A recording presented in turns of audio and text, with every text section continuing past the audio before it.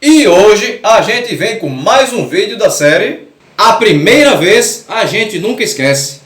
Eita, como foi bom! Que viagem é essa, velho? No qual vamos contar como foi o primeiro título de Eurocopa conquistado pela seleção da Espanha. Isto em 1964. E se tu quiseres conhecer todos os detalhes desta conquista, é importante que você deixe seu like, se inscreva caso ainda não seja inscrito, mande o link desse vídeo para pelo menos 7 seres humanos, porque Espanha tem 7 letras, e confere o que eu vou te contar depois da vinheta.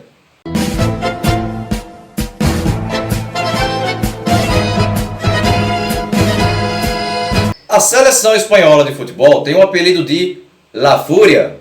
Porém, se analisarmos o contexto esportivo mundial, essa fúria, lá no começo, era bem mansinha. É verdade. Depois da Euro de 64, a Espanha só viria a conquistar esse torneio em 2008 e em 2012, com a mesma geração que venceu a Copa do Mundo de 2010 na África do Sul.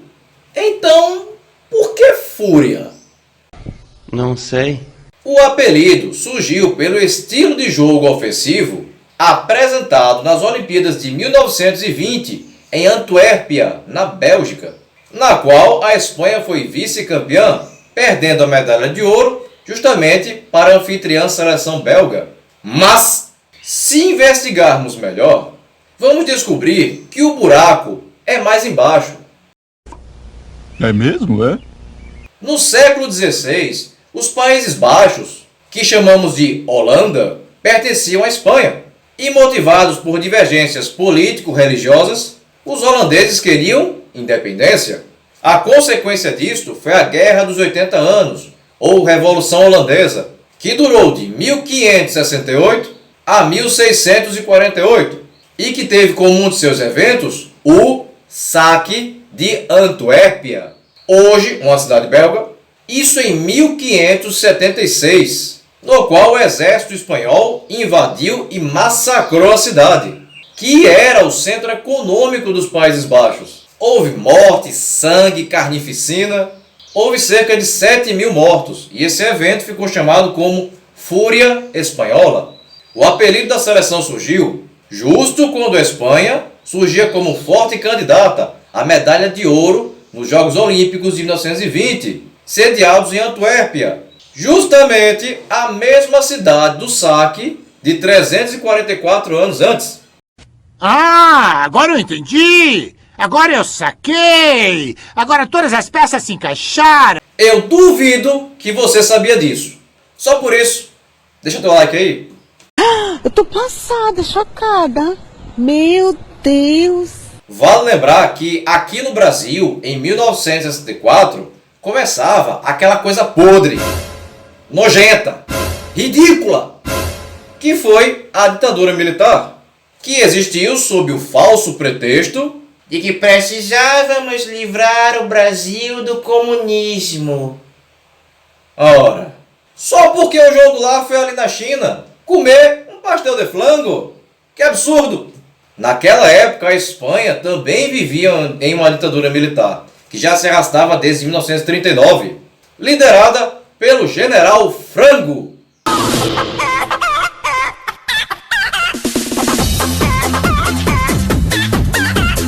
Ops, digo, Franco. Nossa, toda vez eu erro, não sei porquê. E que duraria até 1975. Como você já deve saber, a Eurocopa é a competição que envolve as principais seleções da Europa e também é chamada de Copa do Mundo sem Brasil e Argentina, e que é disputada desde 1960. A França sediou a primeira edição do torneio, que foi vencida pela União Soviética, que na final venceu a Iugoslávia, no que eu chamo de Clássico dos Defuntos. Não tem mais, né? Em 1964, a competição seria sediada na Espanha, porém o regulamento era bem diferente do praticado hoje. Existia uma fase eliminatória, mas a primeira fase do torneio, o torneio para valer, ele só contava com os 4 melhores dessa fase de qualificação. Ou seja, o torneio já começava nas semifinais. Era mais curto que coice de bacurim. Aquela Espanha era treinada pelo técnico José Villalonga, ex-treinador do Atlético de Madrid, e que dirigiria a Fúria até 1966, e dispunha de atletas como o goleiro José Ángel Iribar, jogador do Atlético de Bilbao, clube no qual encerrou em 1980, os defensores Feliciano Rivera, jogador do Atlético de Madrid, clube no qual encerrou em 69, Isácio Calleja, jogador do Atlético de Madrid, clube no qual encerrou em 1972, Inácio Zoco, jogador do Real Madrid, clube no qual encerrou em 1974, e Ferran Oliveira, jogador do Barcelona, clube no qual encerrou em 1969.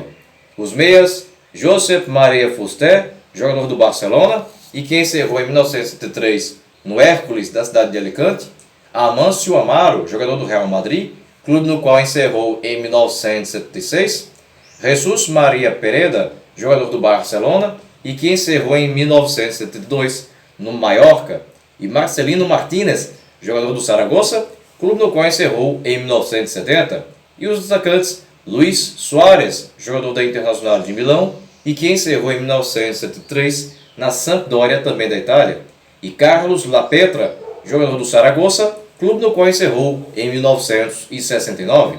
Na primeira fase das eliminatórias, a Espanha teria como adversária a seleção da Romênia, e o primeiro jogo aconteceu no dia 1º de novembro de 1962, no estádio Santiago Bernabéu em Madrid, e a seleção espanhola venceu a Romênia pelo placar de 6-0, 3 gols de Vicente Guillot, jogador do Valência, e que encerrou em 72 no Elche, aos 7 e aos 27 do primeiro tempo e aos 25 do segundo, José Veloso, jogador do Deportivo La Coruña, e que encerrou em 1973 no Compostela, aos 9, Henrique Colar, jogador do Atlético de Madrid, e que encerrou em 1970 no Valência, aos 17, ambos no primeiro tempo, e um gol contra do jogador romeno Ion Weiler, aos 36 minutos da etapa final.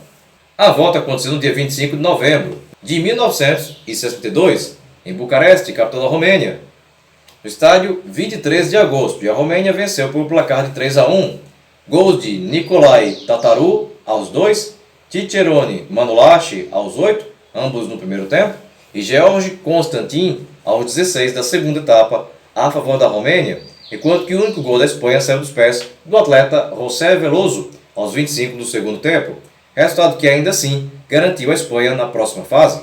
Nos outros jogos, a Irlanda do Norte eliminou a Polônia, a Irlanda passou pela Islândia, a Hungria despachou o país de Gales, a Alemanha Oriental eliminou a Tchecoslováquia, a França passou pela Inglaterra, a Albânia despachou a Grécia, a Dinamarca despachou Malta, a Holanda eliminou a Suíça, a Itália passou pela Turquia, a Suécia despachou a Noruega, a Iugoslávia eliminou a Bélgica e a Bulgária passou por Portugal.